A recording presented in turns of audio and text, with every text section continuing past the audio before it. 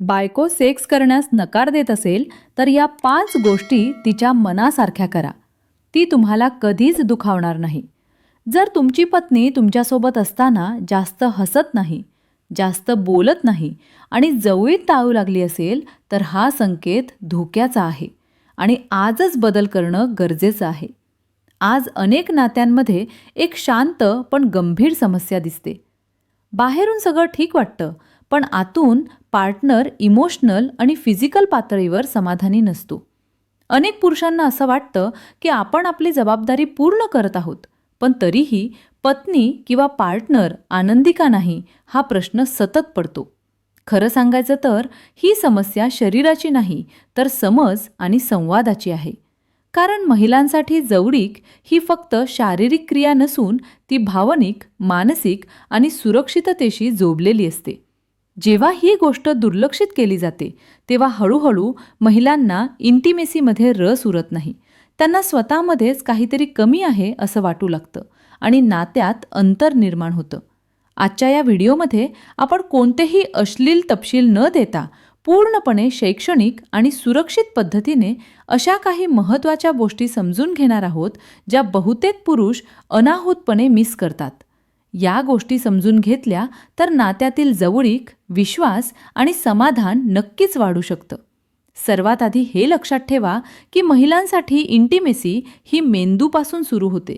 जर मन शांत नसेल, विश्वास नसेल, सुरक्षिततेची भावना नसेल, तर शरीर प्रतिसाद देईलच असं अपेक्षित ठेवणं चुकीचं आहे. याच कारणामुळे फोरप्लेला इतकं महत्त्व दिलं जातं. फोरप्ले म्हणजे फक्त काही मिनिटांचा वेळ नाही, तर तो पार्टनरला इमोशनली तयार करण्याचा एक मार्ग आहे.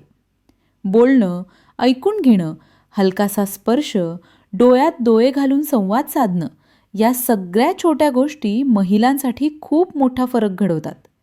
अनेक पुरुष घाई करतात, कारण त्यांना वाटतं की मुख्य गोष्ट वेगळीच आहे.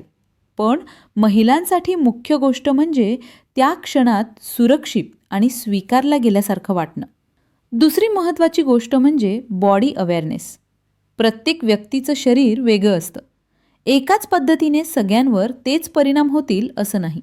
त्यामुळे तुलना करणं, फिल्म्स किंवा ऐकीव गोष्टींवर विश्वास ठेवणं हे नात्यासाठी घातक ठरू शकतं. आपल्या पार्टनरच्या प्रतिक्रिया, त्यांचा आराम, त्यांचा उत्साह किंवा अस्वस्थता ओळखणं खूप गरजेचं आहे.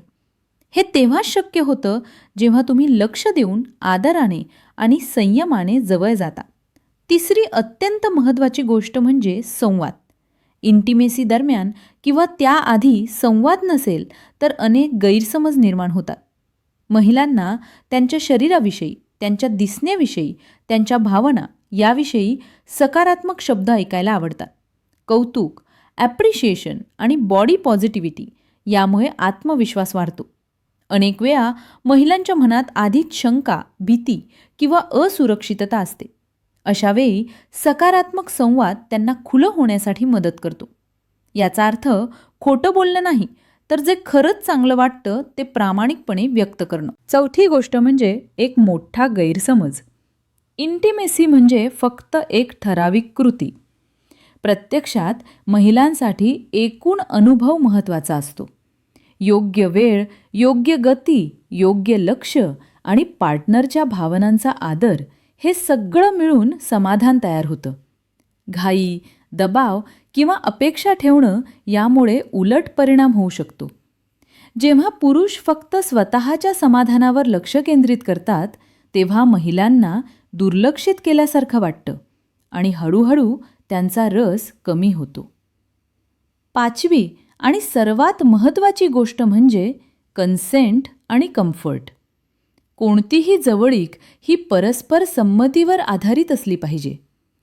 पार्टनर मेंटली तयार नसेल, थकलेली असेल किंवा इमोशनली अपसेट असेल तर त्या क्षणी जबरदस्तीने इंटिमेसी एक्सपेक्ट करणं चुकीचं आहे. जेव्हा महिलांना प्रेशर वाटतो तेव्हा शरीर आपोआप बंद होतं. उलट जेव्हा त्यांना समजून घेतलं जातं, वेळ दिला जातो आणि त्यांच्या भावनांचा आदर केला जातो, तेव्हा त्या नैसर्गिकरित्या कनेक्ट होतात. हे सगळं ऐकायला साधं वाटतं, पण प्रत्यक्षात यासाठी पुरुषांना स्वतःकडे पाहण्याची गरज असते. आपण कुठे घाई करतोय, कुठे ऐकून घेत नाही, कुठे फक्त आपल्याच गरजांचा विचार करतोय हे समजून घेणं खूप गरजेचं आहे.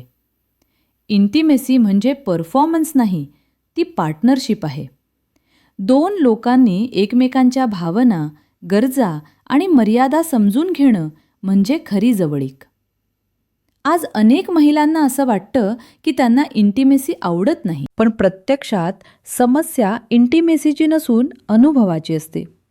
चुकीच्या अनुभवांमुळे, संवादाच्या अभावामुळे आणि सततच्या निग्लेक्टमुळे त्यांचा उत्साह कमी होतो. जेव्हा पुरुष हे समजून घेतात आणि स्वतःत बदल करतात, तेव्हा नात्यात सकारात्मक बदल दिसून येतो.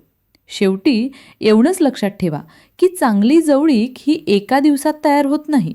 ती वेळ, संयम, आदर आणि प्रेमातून तयार होते.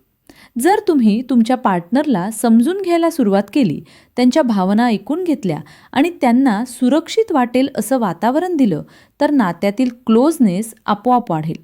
इंटिमेसी म्हणजे काही सिद्ध करायचं साधन नाही, तर एकमेकांशी जोडले जाण्याची प्रक्रिया आहे.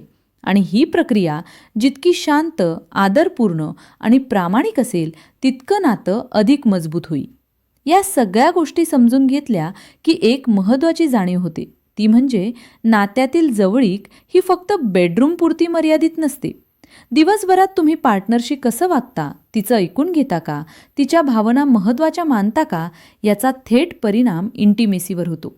अनेकदा पुरुषांना वाटतं की आपण बाहेरची जबाबदारी, कमाई, कुटुंब सगळं सांभाळतोय, त्यामुळे जवळीक आपोआप मिळायला हवी. पण महिलांसाठी जवळीक ही अधिकार नसून विश्वास आणि भावनिक सुरक्षिततेतून निर्माण होणारी गोष्ट असते.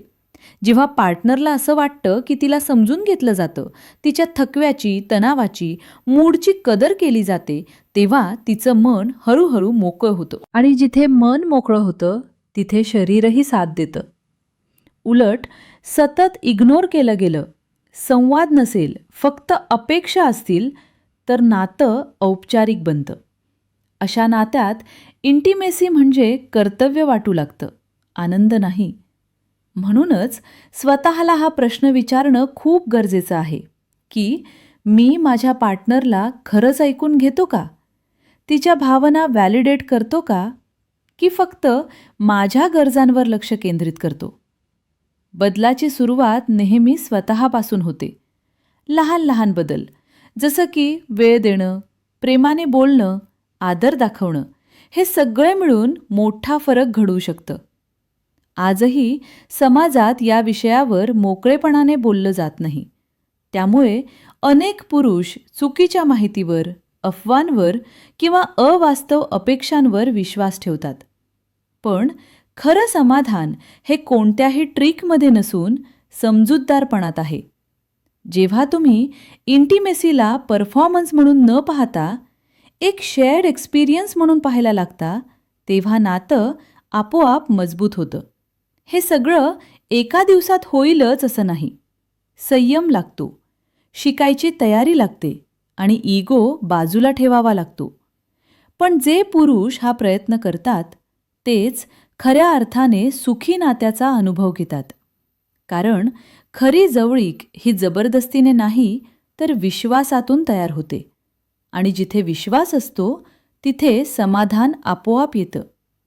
शेवटी एवढंच लक्षात ठेवा की तुमची पार्टनर तुमच्याशी स्पर्धेत नाही, ती तुमच्या बाजूने आहे. तिला जिंकायचं नाही, तर समजून घ्यायचं आहे. जेव्हा हा दृष्टिकोन बदलेल, तेव्हा नात्यातील सगळ्याच गोष्टी हळूहळू सुधारतील. जर तुम्हाला हा व्हिडिओ उपयोगी वाटला असेल, काहीतरी नवीन शिकायला मिळालं असेल, तर कृपया व्हिडिओला लाईक करा. हा विषय ज्या लोकांसाठी महत्त्वाचा आहे, त्या मित्रांपर्यंत हा व्हिडिओ शेअर करा. कारण योग्य माहिती योग्य लोकांपर्यंत पोहोचणं खूप गरजेचं आहे. आणि अशाच प्रकारचे एज्युकेशनल, रिलेशनशिप आणि अवेअरनेस बेस्ड व्हिडिओज पाहण्यासाठी आपल्या चॅनलला सबस्क्राईब करा. तुमचा एक लाईक, एक शेअर आणि एक सबस्क्राईब आम्हाला अशाच उपयुक्त विषयांवर काम करण्याची प्रेरणा देतो.